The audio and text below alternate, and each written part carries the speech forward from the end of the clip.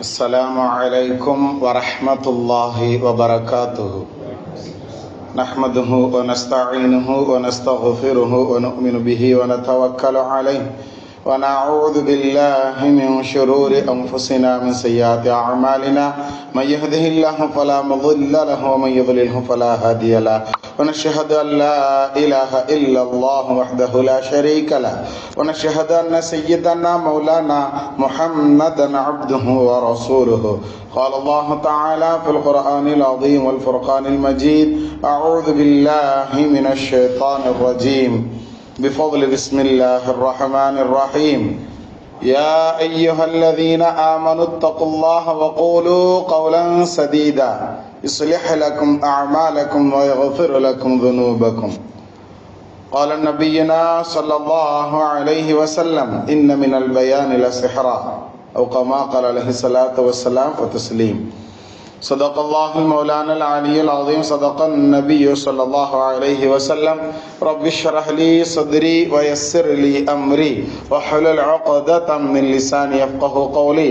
سبحانك لا علم لنا إلا ما علمتنا إنك أنت العليم الحكيم. புகழ் அனைத்தும் அல்லாஹ்வுக்கே சொந்தம்.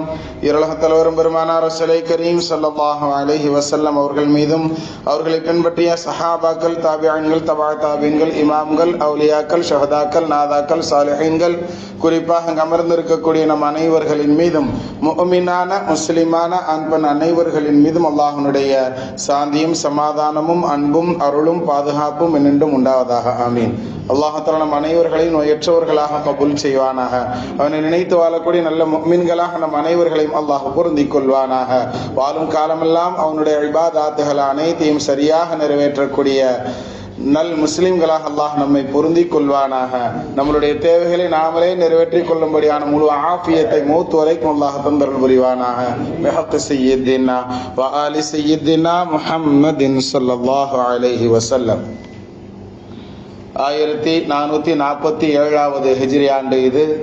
11வது மாதமான துல்காதாவினுடைய மாதம் பிற 20 இந்த ஜுமாவிலே நாம் அமர்ந்திருக்கிறோம். அல்லாஹ் தஆலா இந்த ஜுமாவினுடைய அனைத்து நலன்களையும் அடைந்து கொண்ட நல்லவர்களாகவும் நம் அனைவர்களையும் அல்லாஹ் பொருந்திக் கொள்வானாக. ஆமீன். கண்ணியமானவர்களே, நம் தலைப்பில் ஓதி காட்டிய வசனம், அல்லாஹ் தஆலா இந்த வசனத்துல ஒரு நல்லதொரு செய்தியை சொல்லி தருவான். தக்வா, எப்படி நோன்பு வச்சா தக்வா கிடைக்கும் அப்படின்னு நோன்பு மாசங்களை நாம பார்த்தோமோ, அந்த தக்வாவுக்கு அடுத்து ஒரு செய்தி இருக்கு, ஒரு விஷயம் இருக்குன்னா அதை இந்த வசனம் நமக்கு தெளிவுபடுத்தும். கண்ணியத்திற்குரியவர்களை, அல்லாஹ் தஆலா இந்த வசனத்துல அருமையாக அந்த செய்தியை சொல்லி தருவான். யா அய்யுஹல்லதீன ஆமனு தக்குல்லாஹ், ஈமான் கொண்டவர்களே அல்லாஹ்வை அஞ்சிக் கொள்ளுங்கள், அல்லாஹ்வுக்கு பயப்படுங்கள். அப்படி நீங்க அல்லாஹ்வுக்கு பயந்துகிட்டீங்க அப்படின்னா அடுத்து நீங்க செய்ய வேண்டிய விஷயங்கள் என்ன? வகூலு கௌலன் சதீதா, நல்லதையே பேசுங்கள் அப்படின்னு அல்லாஹ் சொல்கிறான். இந்த நல்லது அப்படின்னா என்ன அப்படிங்கிறத பத்தி நமக்கு பெருமக்கள் தஃப்சீர்கள்ல விளக்கங்களை சொல்லும் பொழுது, சரியானதை பேசுறது அப்படின்னு சொன்னா உண்மையை பேசுறது அப்படின்னு நமக்கு விளக்கங்கள்ல எழுதுறாங்க. நீதியை பேசுறது அப்படிங்கிறத சொல்றாங்க. பின் விளைவுகளை அறியாமல் பேசக்கூடாது, பின் விளைவுகள் என்ன வருங்கிறத தெரிஞ்சு பேசுறது அப்படிங்கிற இந்த 3 விதமான பேச்சுக்களையும் நல்லதை பேசுங்கள்னு அல்லாஹ் சொன்ன இந்த வாசகத்துல இருந்து எடுத்துக்கொள்ள முடியுங்கிறத நமக்கு தஃப்சீர்களை வல்லுநர்கள் இந்த ஆயத்திற்கு விளக்கமாக சொல்லி தருவார்கள். கண்ணியத்திற்குரியவர்களை, அல்லாஹ் இந்த மாதிரி நல்லதை பேசணும் அப்படின்னு சொன்னா, நீதியானதை பேசணும்னு சொன்னா, உண்மையை பேசணும் அப்படின்னு சொன்னா அதனால என்ன பிரயோஜனம் கிடைக்கும்ங்கிறத அல்லாஹ் அடுத்த வசனத்துல தொடர்ந்து சொல்லுவான். யுஸ்லிஹ் லக்கும் அஅமாலக்கும், நீங்கள் நீதியை, உண்மையை, நியாயத்தை பேசக்கூடியவர்களாக இருந்தால், அப்படி பேசக்கூடிய உங்களுடைய அந்த பேச்சு யுஸ்லிஹ் லக்கும் அஅமாலக்கும், உங்களுடைய அந்த பேச்சு என்பது உங்களுடைய செயல்களை சரிபடுத்தும் அப்படிங்கிறத அல்லாஹ் சொல்லி தருகிறான். யுஸ்லிஹ் லக்கும் அஅமாலக்கும், உங்களை சரிபடுத்தும், அதே மாதிரி உங்களுடைய அமல்களையும் அது சரிபடுத்தும். வயக்ஃபிர் லக்கும் துனூபக்கும், உங்களுடைய பாவங்கள் மன்னிக்க பெறுவதற்கும் அது காரணமாக அமையும் என்ற செய்தி அல்லாஹ் வரிசையா சொல்லி தர்றான். கனவான்களை, ஒரு விஷயம்தான், என்ன விஷயம் செய்யணும்னு சொல்றான்? நல்லதை பேசுங்கன்னு சொல்றான். இன்னைக்கு நாம் நல்லதை பேசுவதற்கு எத்தனை நபர்கள் தயாராக இருக்கிறோம்? 3 பேர் இருக்கிறோம்னு சொன்னா ஒரு ஆள் எந்திரிச்சு போயிட்டாருன்னா அவரை பத்தி 2 பேர் உட்கார்ந்து என்ன செஞ்சுக்கிட்டு இருப்போம், புரணி பேசிட்டு இருப்போம். இது இயல்பு, மனிதனுடைய இயல்பான சில பழக்கங்கள் அப்படின்னு இருக்கு. அதை நாம எப்படி ஆக்கிக்கிட்டோம்னு சொன்னா அது இப்படித்தான் இருக்கணுங்கிற மாதிரி நாம நினைச்சுக்கிட்டோம். அதை மாத்துறதுக்கு தான் நமக்கு இது போன்ற வசனங்களில் அல்லாஹ் ரொம்ப தெளிவுபடுத்தி சொல்லுவான். கண்ணியத்திற்குரியவர்களை, 4 பேர் நிக்கிறோம் அப்படின்னு சொன்னா அதுல ஒரு ஆள் போயிட்டாங்கன்னா அவர்களை பற்றி உண்டான பேச்சு அதுக்கு அடுத்து தொடரக்கூடாது, விட்டுறணும். டக்குன்னு அதை கட் பண்ணி விடுறதுக்கு நம்ம என்ன முயற்சிகள் செய்யணுமோ அதையெல்லாம் செய்யணும். அப்படிங்கிறது நமக்கு இந்த வசனத்தினுடைய ஒளிகளில் நாம் தெரிந்து கொள்ள வேண்டிய செய்திகளில் நிறைய இருக்குது. கண்ணியத்திற்குரியவர்களை, நல்லதை பேசுங்க, தெளிவா பேசுங்கன்னு அல்லாஹ் சொன்னான். இன்றைய அரசியல்வாதிகள்ல இருந்து அன்றைய காலத்தினுடைய போர் வீரர்களாக இருந்த அலெக்சாண்டர் வரைக்கும் எடுத்து பார்த்தேன்னு சொன்னா, ஹிட்லர் எடுத்து பார்த்தேன்னு சொன்னா பேசியே எல்லாரையும் மயக்க வச்சிருந்தான். அவன் மைக்க பிடிச்சி பேசினா எல்லாம் அவன் சொல்றதை கேட்டு அப்படியே கப்பல்ல இருந்து கடல்ல குதிக்கலான்னு சொன்னா கூட அப்படியே குதிக்கக்கூடியவங்களா இருந்தாங்கிறத நம்ம வரலாறுகள்ல பார்க்கிறோமா இல்லையா? அப்ப பேச்சு அப்படிங்கிறது அப்படி சில மனிதர்களை அல்ல, அது கட்டி போடக்கூடிய ஒரு செய்தி அப்படிங்கிறதையும் நமக்கு நபி ஸல்லல்லாஹு அலைஹி வஸல்லம் சொல்றாங்க. இன்ன மினல் பயானி, அது நபி ஸல்லல்லாஹு அலைஹி வஸல்லம் அருமையாக சொல்றாங்க. பேசுதல் அப்படிங்கிறது இருக்குத, இந்த பேசுதல்ங்கிறது அதுல சிஹரா, அதுல ஒரு விதமான வசீகரம் இருக்கிறது அப்படிங்கறத நபி ஸல்லல்லாஹு அலைஹி வஸல்லம் சொல்றாங்க. அதுல சிஹராங்கிறதுக்கு வசீகரம்ங்கிற ஒரு பொருள் இருந்தாலும், ஒரு அர்த்தம் இருந்தாலும், சூனியம்ங்கிற அர்த்தமும் அதுல ஒண்ணு இருக்கு. கண்ணியத்திற்குரியவர்களை, பேச்சினால் மயக்கவும் முடியும் அப்படிங்கிறத நபி ஸல்லல்லாஹு அலைஹி வஸல்லம் அவர்கள் சொன்ன அந்த வார்த்தையினுடைய இன்னொரு பொருளாக இருக்கக்கூடிய பேச்சில் சூனியம் இருக்கிறது அப்படிங்கிற அந்த பொருளை வைத்து பார்த்தாலும் அது மனிதனை மயக்கிவிடும் அப்படிங்கிறத நாம விளங்கிக் கொள்ள முடியும். கனவான்களை, அப்ப நம்மளுடைய பேச்சுக்கள் எப்படி இருக்கணும், அடுத்தவர்களுக்கு சொல்லக்கூடிய அந்த பேச்சு உண்மையான பேச்சாக இருக்கணும். இவர் பேசினா கரெக்டா தான் இருக்கும் அப்படின்னு மக்கள் விளங்கணும். நம்ம ஒரு கருத்தை எடுத்து சொல்றோம் அப்படின்னு சொன்னா அந்த கருத்து இவர் சொன்னா சரியா தான் இருக்கும் அப்படிங்கிற லெவலுக்கு நம்மளுடைய பேச்சுக்களை நாம் ஆக்கி கொள்ளணும். இவங்க ஒரு விஷயத்தை சொல்றாங்கன்னா சரியா தான் சொல்லுவாங்க அப்படிங்கிற எண்ணத்தில் நம்மளுடைய எல்லோருடைய பேச்சுக்களும் இருக்கணும். கண்ணியத்திற்குரியவர்களை, அப்படி நம்மளுடைய பேச்சுக்களை ஆக்கிக்கிடலாமா? சொல்றது பயான் பேசுறத சொல்லிக்கிட்டு இருக்கல, இங்க நம்ம சொல்றது நார்மலா நமக்கு மத்தியில் இருக்கக்கூடிய சாதாரண பேச்சுக்களையும் கூட ஒருத்தான பேச்சாக நாம வச்சுக்கிடணுங்கிறத தான் அல்லாஹ் தஆலா இந்த வசனத்துல நமக்கு தெளிவுபடுத்துவாங்க. கண்ணியத்திற்குரியவர்கள், அப்படிப்பட்ட நல்ல பேச்சுக்களாக, நியாயமான பேச்சுக்களாக, உண்மையான பேச்சுக்களாக நம்மளுடைய பேச்சுக்கள் இருக்கணுங்கிறத தான் அந்த வசனம் சொல்லி தரும். அப்படி நாம நல்லதை பேசணும்னா இஸ்லிஹல்லக்கும், நம்மளை அல்லாஹ் சரிபடுத்துவான். அமாலக்கும், நம்மளுடைய செயல்களையும் அல்லாஹ் சரிபடுத்துவான். வயக்ஃபிர் லக்கும் துனூபக்கும், நம்மளுடைய பாவங்களையும் மன்னிப்பதற்கு அந்த நல்ல பேச்சுக்களையே காரணமாக வைப்பான் என்பதை இந்த வசனம் நமக்கு தெளிவாக சொல்லி தருகிறது. கண்ணியத்திற்குரியவர்கள், அல்லாஹ் தஆலா அப்படிப்பட்ட பேச்சுக்களை பேசக்கூடிய நீதமானவர்களாக, நியாயமானவர்களாக அல்லாஹ் நம்மை கபூல் செய்வானாக. சில நேரங்கள்ல நபி ஸல்லல்லாஹு அலைஹி வஸல்லம் அவர்கள் பேசிய பேச்சுக்கள் அப்படிங்கிறது நமக்கு ஹதீஸுகள்ல நாம பார்க்க முடியும். எப்படி பேசியிருக்கிறாங்க? அவங்களுடைய சச்சா சொன்னாங்க, மகனை விட்டுருப்பா, எல்லாரும் சேர்ந்து இந்த அளவுக்கு உன்னைய தொல்லை கொடுக்கணுங்கிற முயற்சிக்கு வந்ததுக்கு அப்புறம் நீ எதுக்கு இதை பிடிச்சுக்கிட்டு இருக்கிற அப்படிங்கும் பொழுது தன்னுடைய சச்சாவிடம் நபி அவர்கள் சொன்னார்கள். எப்படி சொன்னாங்க? யா அம்மா, என்னுடைய தந்தையே, என்னுடைய சிறிய தந்தையே, எனது ஒரு கையில சூரியனையும் இன்னொரு கையில சந்திரனையும் கொடுத்தாலும் கூட நான் எடுத்த இந்த காரியத்தை நான் விட மாட்டேன். ஒண்ணு, இந்த விஷயத்துல நான் வெற்றியாளன் என்பதை அல்லாஹ் வெளிப்படுத்தணும். அப்படி இல்லைன்னு சொன்னா நான் இந்த விஷயத்தோடையே மரணிக்கணும், நான் விட்டுவிடக் கூடாது அப்படிங்கறத தான் என்னுடைய உள்ளம் சொல்லுகிறது. நான் அதுல ரொம்ப உறுதியாக இருக்கிறேங்கிறத நபி ஸல்லல்லாஹு அலைஹி வஸல்லம் தங்களுடைய சச்சாட்ட சொன்ன அந்த விஷயங்கள் நமக்கு வரலாற்றுல பதிய வைத்திருக்கிறதா இல்லையா? எப்படிப்பட்ட, அதாவது பொண்ணும் பொருளும் எல்லாத்தையும் கொண்டு வந்து கொடுக்குறோன்னு தான் சொன்னாங்க. அதை நபி ஸல்லல்லாஹு அலைஹி வஸல்லம் எப்படி அழகா தன்னுடைய சித்தப்பாட்ட சொல்றாங்க பாருங்க.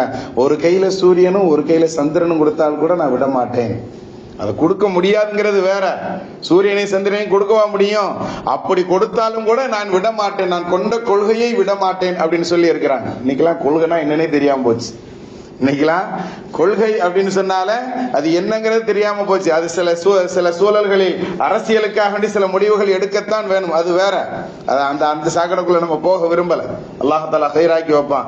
நம்ம ரமதான்ல அதுக்கு பின்னாடி உண்டான காலங்கள்ல நம்ம தேர்தலினுடைய காலங்கள்ல எப்படி துவா செஞ்சோம்? ரப்பே, இஸ்லாத்திற்கும் முஸ்லிம்களுக்கும் சாதகமான ஆட்சியை கொடுன்னு கேட்டிருக்கோம். அல்லாஹ் அதை தருவாங்கிறதுல நம்ம உறுதியான நம்பிக்கையோட இருப்போம். அல்லாஹ் அப்படிப்பட்ட பாக்கியவான்களில் அல்லாஹ் நம்மை கபூல் செய்வானாக. ஆமீன்.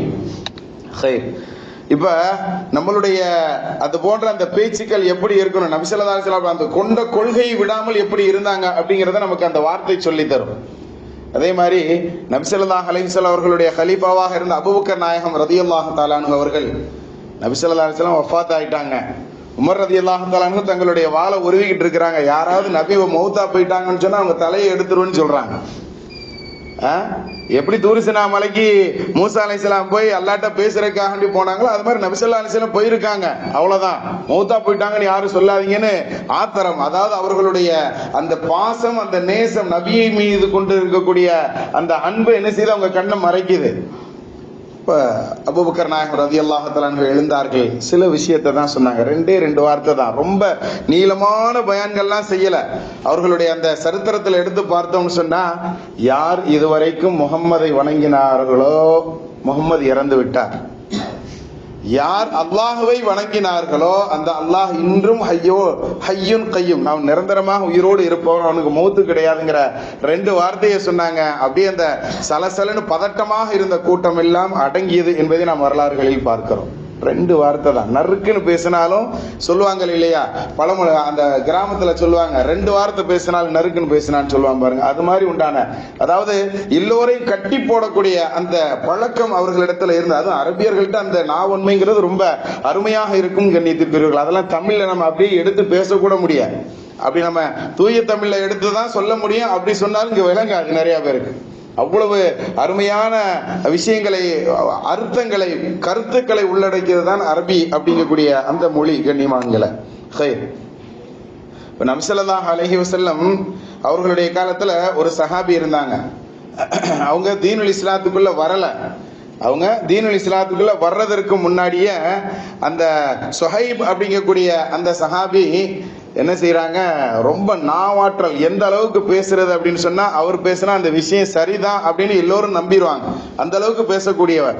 ஆனா அவரு எதிரணியில இருக்கிறதுனால நபி ஸல்லல்லாஹு அலைஹி வஸல்லம் அவர்களை பத்தி இல்லாததையும் பொல்லாததையும் பேசக்கூடிய ஒரு பழக்கம் ஒரு இடத்துல இருந்தது.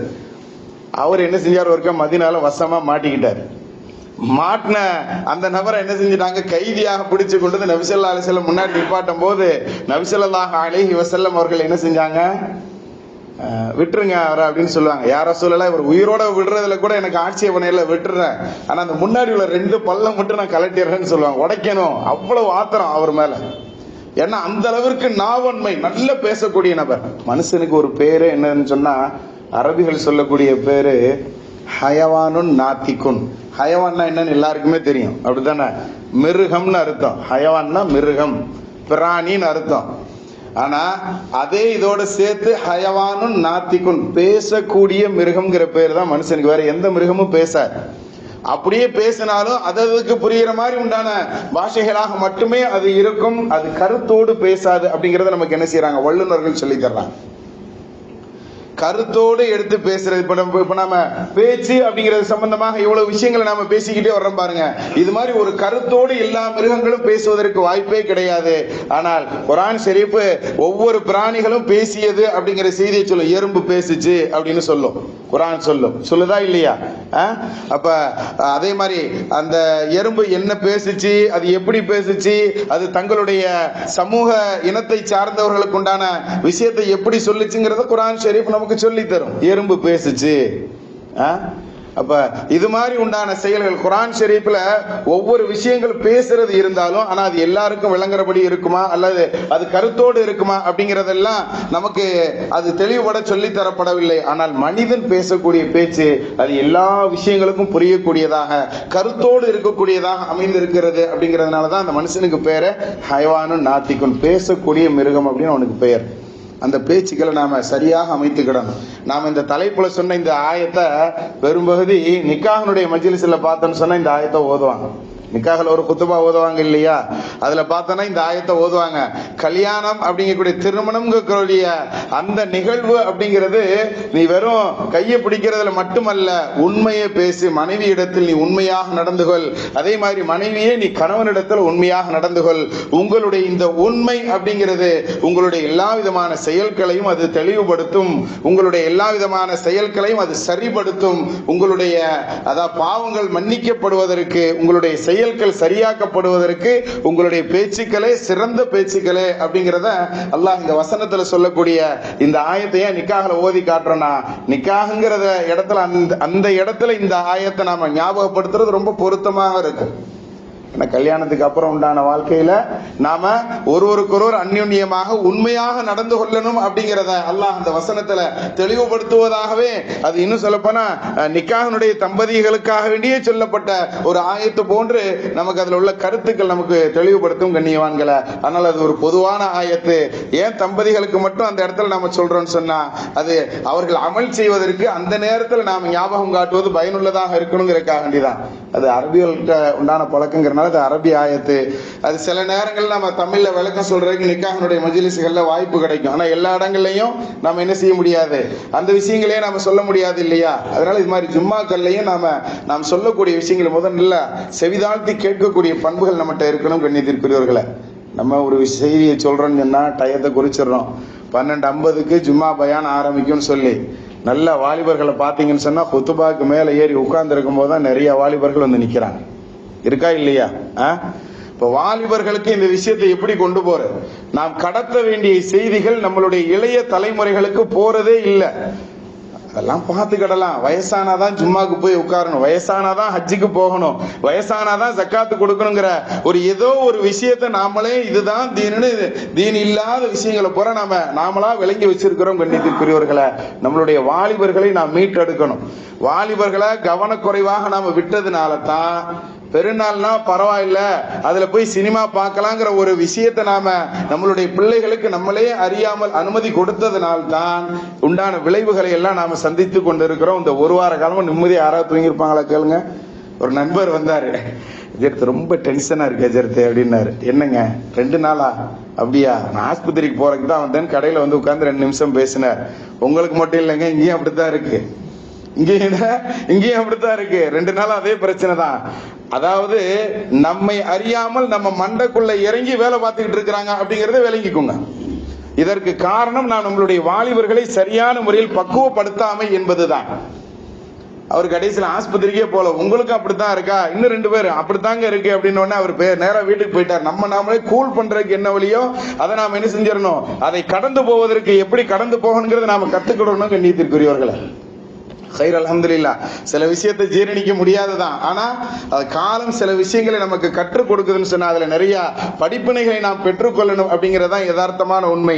ஆக நம்மளிடத்துல இருக்கக்கூடிய பேச்சுக்கள்ல நாம சரியான முறையில் நம்மளுடைய பேச்சுக்களை அமைத்துக் கொள்ளணும் கண்ணியத்திற்குரியவர்களை.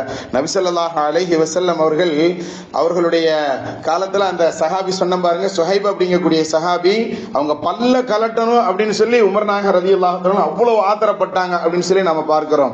நபி ஸல்லல்லாஹு அலைஹி வஸல்லம் ஒரே வார்த்தை சொல்லுவாங்க, அவர் என்னை நம்பி வந்துட்டாரு, அவர் முழுசா போக விடுங்க, இதே வாய் நம்மளுக்கு சாதகமாக பேசக்கூடிய ஒரு காலத்தை அல்லாஹ் ஏற்படுத்தி தருவான்னு சொல்லி உமர் நாயகத்துக்கு ஆறுதல் சொல்லி நபி ஸல்லல்லாஹு அலைஹி வஸல்லம் அந்த தோழரை விட சொல்லுவாங்க.